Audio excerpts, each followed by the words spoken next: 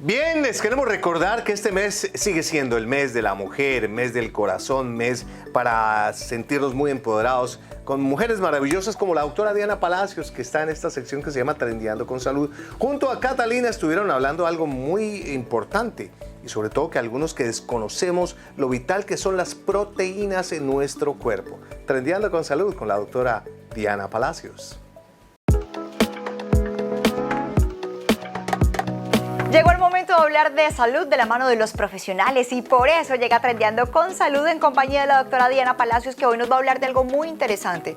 Todos nosotros escuchamos la palabra proteína con frecuencia, de hecho todos los días la debemos consumir, pero ¿sabemos qué son las proteínas? ¿Sabemos cuánta proteína debemos de comer todos los días? Esto lo va a resolver la doctora el día de hoy. Bienvenidísima, mi querida doctora, ¿cómo estás? Hola, ¿cómo estás? Muchas gracias por este espacio, por la invitación a hablar de este tema tan importante. Todos lo tenemos que tener en cuenta porque, como tú dices, todos tenemos que consumir proteína. Proteína real en una proporción de 1 gramo de proteína por kilo de peso. Ese es el rango más bajito y podemos subir hasta 2. Entonces podemos hacer un buen promedio en 1.5 gramos de proteína por kilo de peso. Perfecto, palabras más, palabras menos. Si usted, por ejemplo, en mi caso, peso 60 kilos y lo voy a multiplicar por lo más bajito que es 1, tengo que consumir 60 gramos de proteína y si no, lo multiplico por 1.5. Ya tenía clara esa lección. Doc, contémosle a los televidentes qué es la proteína, porque muchos lo asemejan a ciertos alimentos, pero realmente las proteínas van más allá que eso. La proteína en sí es un macronutriente. ¿Qué son los macronutrientes? Son las proteínas, las grasas y los carbohidratos. Esos tres. Los tres son básicos y se deben manejar en unas proporciones distintas dependiendo del caso de la persona. Sin embargo, lo que ahorita más se está usando a modo general son las dietas normoproteicas, que son precisamente las que te cuento que van de 1 a 2 gramos por kilo. Esta proteína, como les decía al principio, tiene que ser de fuentes de calidad y ojalá que sea real. Entonces tenemos las proteínas animales y las proteínas vegetales. Dependiendo de las preferencias que uno tenga o su salud, puede escoger entre las animales y las vegetales, cuadrando muy bien esa proporción de macronutrientes. Me encanta esta explicación porque no sé si tú lo sabes, algunos de los televidentes sí lo saben, hace 6 años mis proteínas son proteínas vegetales porque no consumo animales y siempre me hacen la misma pregunta y es, si no comes animales, entonces ¿cómo consigues las proteínas? Y ya diste la respuesta. Hay diferentes fuentes de proteínas, pero me encanta eso que dices de proteínas reales. Hablemos de esas que no son reales y que debemos, digamos que evitar. Ese tema es muy importante porque hay una recomendación demasiado general donde nos dicen que podemos usar, por ejemplo, batidos de proteínas de forma indiscriminada, ¿sí?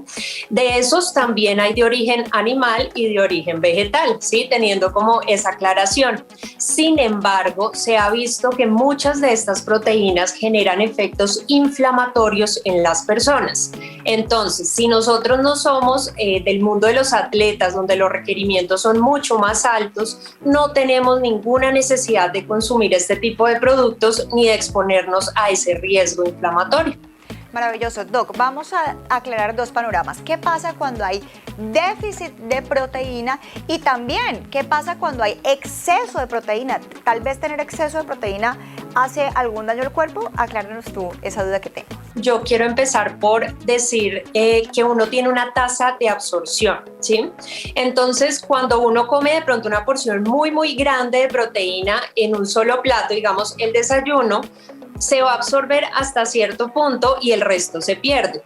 Pero hay personas que hacen múltiples comidas de proteína y ahí sí consiguen ese consumo elevado. Entonces, si comemos más proteína de la que necesitamos, porque en algún momento estuvo de moda la dieta hiperproteica y se respaldó, por ejemplo, para bajar de peso y demás, Hoy en día sabemos que eso genera problemas metabólicos inicialmente y además puede poner en riesgo nuestra función renal, sobre todo si tenemos ya una predisposición por ese lado. Ahora, si comemos poca proteína, también podemos tener problemas porque la proteína, por ejemplo, está vinculada, por ejemplo, con el músculo a nivel estructural. Si nosotros no tenemos un buen músculo, no solo la parte estructural se altera, sino también la parte metabólica y hormonal. Entonces, la recomendación es tener una dieta normoproteica como una generalidad, pues. Maravilloso.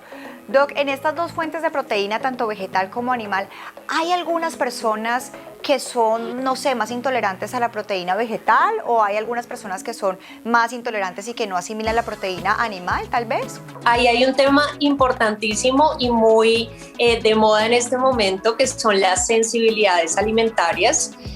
Las proteínas son el grupo que más las pueden presentar y aquí vemos, por ejemplo, que el cerdo, el huevo, que en general uno diría que están buenos, la carne de res, pero también las legumbres, que son como la fuente principal de proteína vegetal, pueden generar sensibilidades. Para uno poder determinar si uno es sensible a esto, debe hacer ya sea una dieta de eliminación, que es un protocolo nutricional, o hacerse un examen que determine esas sensibilidades. Y así uno ya va a poder tener una guía individualizada de cuáles son las proteínas que debería consumir. Maravilloso, me encantan estas buenas recomendaciones y este panorama tan claro para nosotros así digerirlo mucho más suave y entendible y además saber que cada cuerpo es un universo, que lo importante es conocernos y alimentarnos bien. Mi querida doctora, ¿dónde te podemos conseguir para más información? Bueno, está mi Instagram, que es @DRA Diana Palacios M, y mi página web www.dradianapalacios.com. Pues mi querida doctora Diana, ya sabes que nos vemos en un próximo capítulo aquí en Trendiando con Salud para aclararle más dudas a nuestros televidentes y que ustedes también estén muy conectados de la mano de expertos en estos temas que tanto nos interesan, por supuesto, en nuestra salud.